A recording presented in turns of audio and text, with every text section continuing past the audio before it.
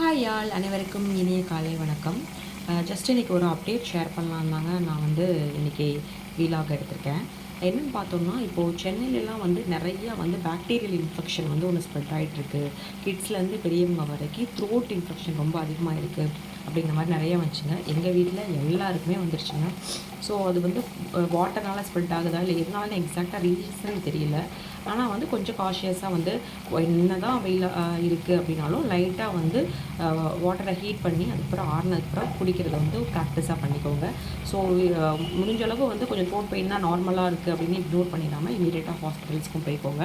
அப்புறம் இன்னொரு டிப்ஸுங்க, கீரை எப்போயுமே சமைக்கிறப்ப நம்ம மேலே மூடி போட்டு குக் பண்ணக்கூடாது. ஏன்னா கீரையில் வந்து ஏதாவது கெமிக்கல்னு கிடையாது, ஏதாவது வந்து அன்வான்ட் திங்ஸ் இருந்துச்சுன்னா அது வந்து அந்த ஆவியாக திரும்ப அதுக்குள்ளேயே போயிடுமா. ஸோ மற்ற வெஜிடபிள்ஸ் பண்ணுறப்போ நீங்கள் வந்து மூடி போட்டு பண்ணுங்கள், கீரைக்கு பண்ணாதீங்க. பாய்.